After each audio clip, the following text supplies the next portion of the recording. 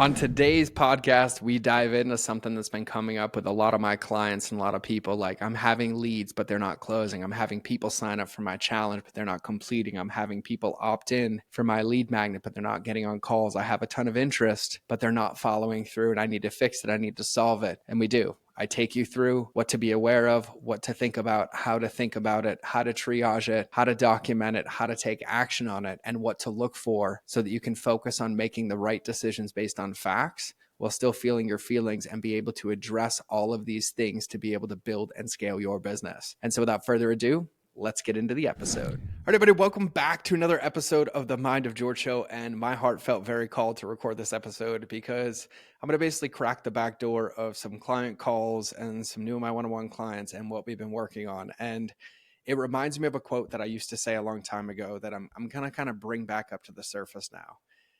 Everybody's convinced that getting attention is the thing that they want, right? I need more attention. I need more eyeballs. I need more leads. I need more. But attention without a next step is a liability. So it's amazing to be able to focus on getting more leads. But one of the things that's been coming up that I've been seeing quite often is we're having these situations where we're getting leads, but they're not closing, or they're opting in for my lead magnet and they're not scheduling a call with me, or they're DMing me and showing interest in my offer or my program, but then they're ghosting me. And this can look a multitude of ways, right? I had a private client come to me and they're like, our sales used to happen in like a day. They would be there. And in the sales world, they convince us that time kills all deals. Well, listen, relationships do not have an atomic clock inside of them. They do not have this linear path that you get to follow. They do not have this is the moment when you're going to take action. Now, in some buckets and in some business and the way that some people do business, you might see that, right? High pressure selling, right? Massive amounts of pressure, massive gaslighting, literally like trying to squeeze it out, but never thinking about the long-term damage of that effect on their business or on their goals, or most importantly, on their heart and the alignment of their business. And this is common, and the markets change. Social media changes, the state of the world changes, and people forget to acknowledge that on the consumer side, it doesn't matter what industry you're in, and it doesn't matter what stage of business. If you have customers, there's a lot of other inputs going into those people's decisions than other than just your program, or other than just your product, or other than just your coaching. There's pain points that we can't see, and there's a lot of conversations taking place. But one of the things that I've been seeing a lot of, particularly, is not understanding, number one, the value of attention, but number two, creating a path for that attention to be able to move closer to us and be consistent with us. So we have literally people, they're like, I'm getting all these calls booked, but then no one's closing and I'm having a ton of follow-up, or I'm getting really, really frustrated because I'm on these calls that are supposed to be 45 minutes, but yet they're taking 2 hours. And then I'm getting burnt out and I'm afraid I'm going to take my next calls and I don't know how to do it. Or I have clients that are reaching out and telling me they're so excited, but then the moment I give them the price point, they're getting afraid, they're backing off, they're not responding to me. And there's a lot of symptoms that are happening across the board that in actuality are really, really powerful pieces of information to understand. Because as it's important to understand, and I said this at the last retreat we were just running with a ton of 6 and 7 figure female business owners, is that our obsession should be about being a triage nurse, right? And the reason I use that story is a triage nurse's job is to find patterns and symptoms to be able to find the root cause. And all too often when it comes to business and scaling a business or growing a sustainable business, we end up getting locked in on the symptom and we end up making reactions to the symptom instead of going down to the root cause and systematically causing it.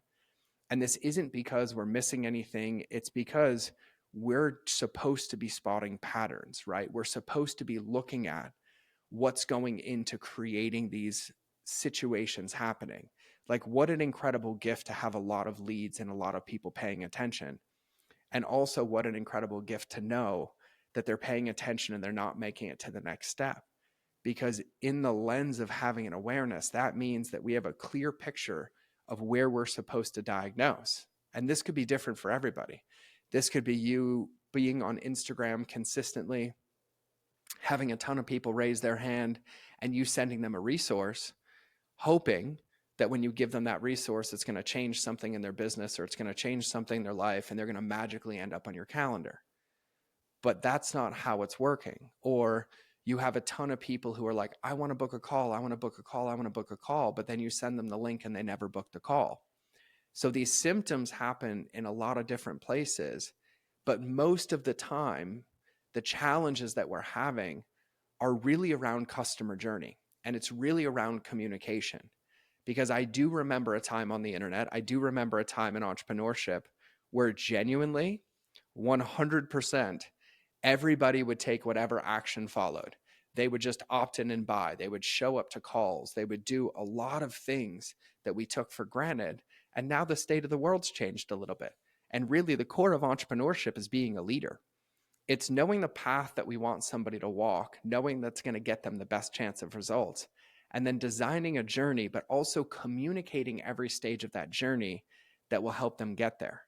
And what I have found genuinely is that most of these symptoms have been solved by having an awareness of what's missing from a communication lens, right? So you take our framework, the Ape Sandwich, which is the number one way that we help diagnose your customer journey issues and solve them.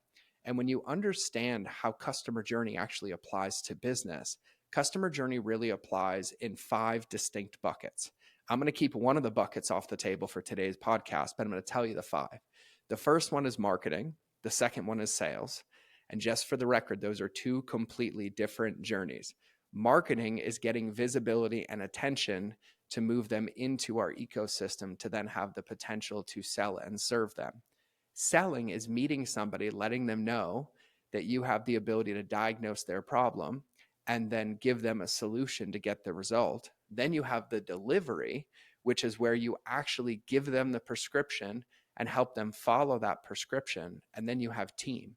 And team is where you have people on your team independently and consistently and congruently executing the same model to help them and help you achieve a bigger goal, because not all of this can fall on you. And then the 5th bucket is us. It's the interpersonal customer journey where we have to apply the same models to ourselves, but that is a completely different podcast. And so what ends up happening when we get reactive to the symptoms is we end up chasing and not attracting. We end up making reaction-based decisions, getting really emotional and responding to those symptoms instead of taking a step back and looking at the bigger picture and then systematically solving it where it is to get to the root cause. So what this ends up looking like is we'll have inconsistent or incongruent marketing, or we'll have a ton of attention and people raising their hand, but they're never making it into what we have because our customer journey is lacking. So then we go make another resource and then another resource.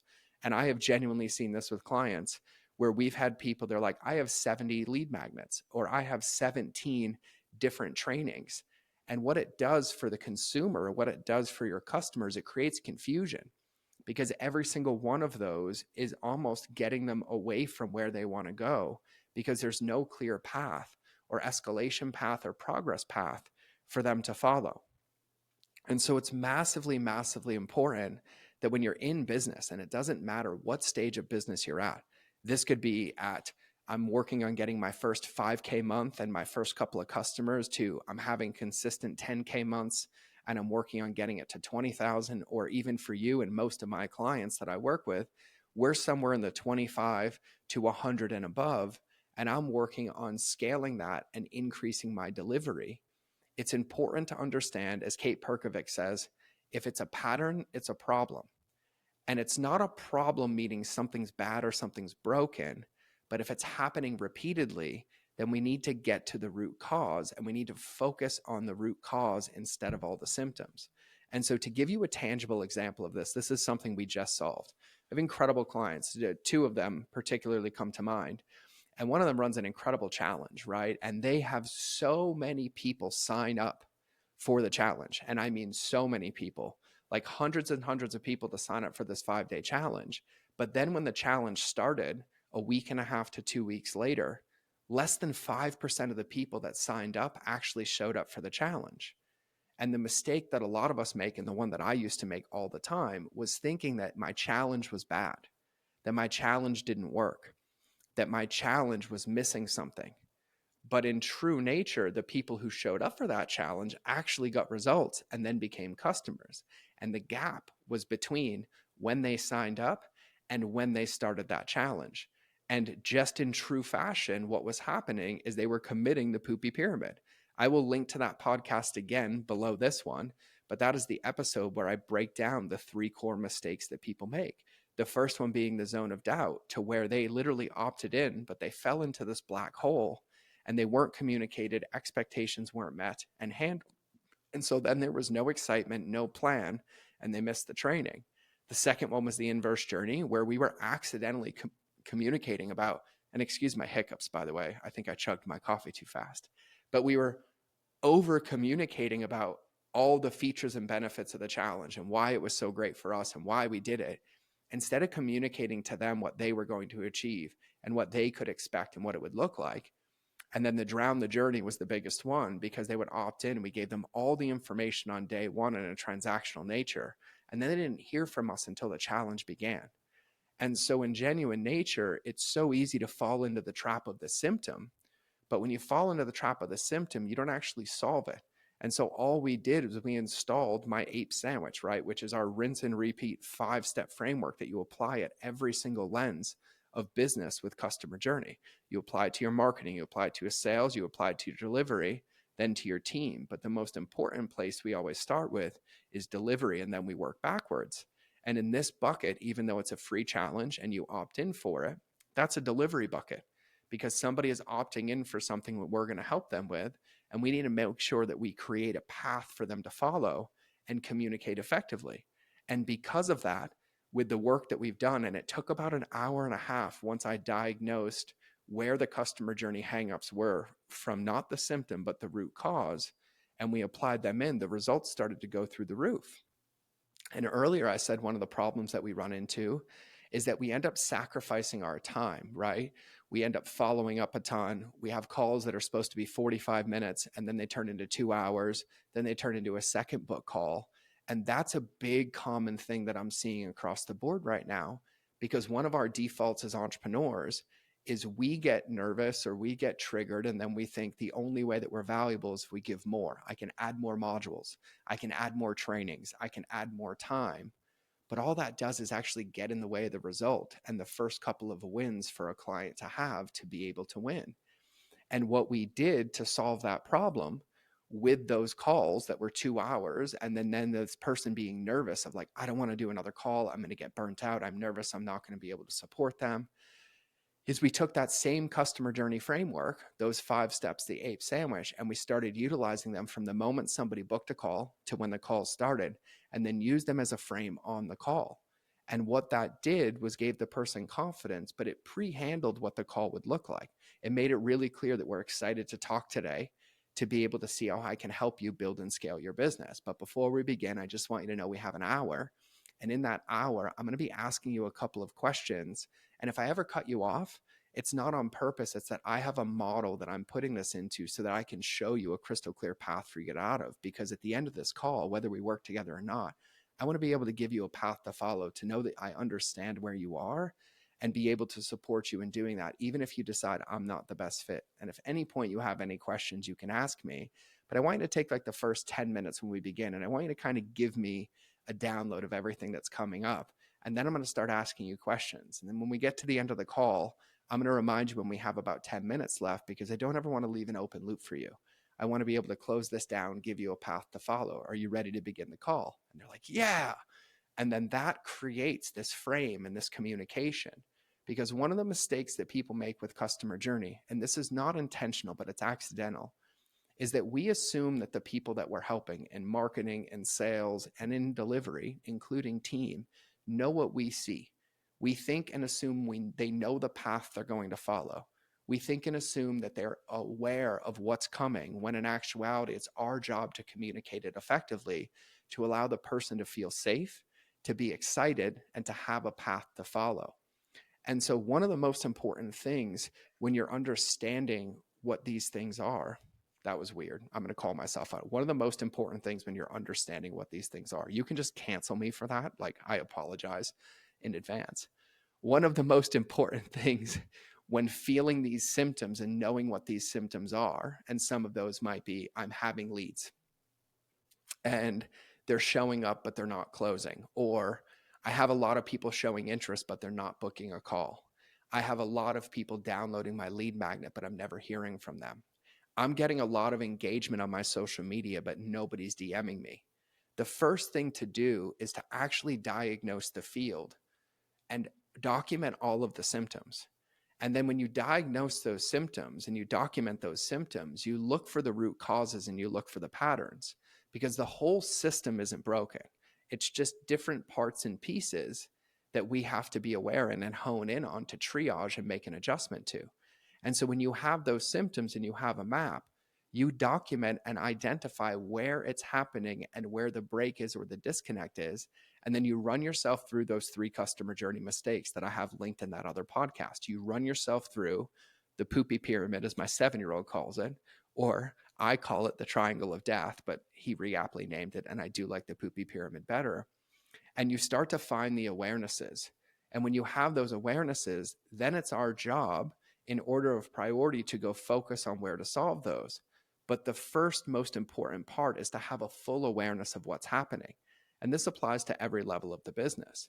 All too often, myself included, something will break or something isn't ideal, or I'll lose a client, or I thought something was going to go one way. And then I get emotionally upset, like, oh my God, I can't believe I lost that client, or I can't believe that didn't go the way I wanted it to, or I can't believe I didn't sell as many event tickets. And when that happens, I get emotional. And when I get emotional, I tend to lose focus on the big picture and I tend to get stuck in the symptom.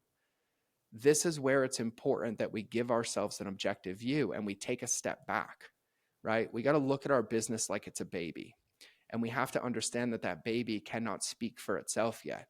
But you have to learn the oohs and the ahs and the caws and the difference between the cries. There's a hungry cry, there's a tired cry, there's a poop in my diaper cry. But none of those things mean that we're bad parents. But also as a parent, we feel that when our babies feel that, or when our kids feel that, or sometimes when our friends feel that. And we have to be able to regulate our state to be able to objectively look at that so that we can look at the entire situation and make a crystal clear plan to start implementing things that are different. And that's where customer journey really, really comes in. Customer journey is not a one and done. It's not I wrote this prescription and it lasts forever and works forever. It's one of those things that we bring into our awareness. And once it starts working, it's most likely going to break again because the market's going to change, our clients are going to change, what their pain points are changes. But your prescriptions in the cabinet are still great. Your medicine or your meals, for lack of a better metaphor, are still delicious. But how we deliver them and how we get them to people is the most important thing to focus on. And so when you have these symptoms, when you're feeling these things in your business, when you're getting a ton of people that are DMing you, but they're not following up on your calendar, it doesn't mean anything's broken because you've solved the first part. You've got a ton of people DMing you. Now, in diagnosing that, it might be the wrong people are DMing you, or they didn't know that they could get on your calendar, or they didn't know that you had that to offer, or when they DM'd us, we didn't communicate effectively with our framework to be able to lead them into that next step.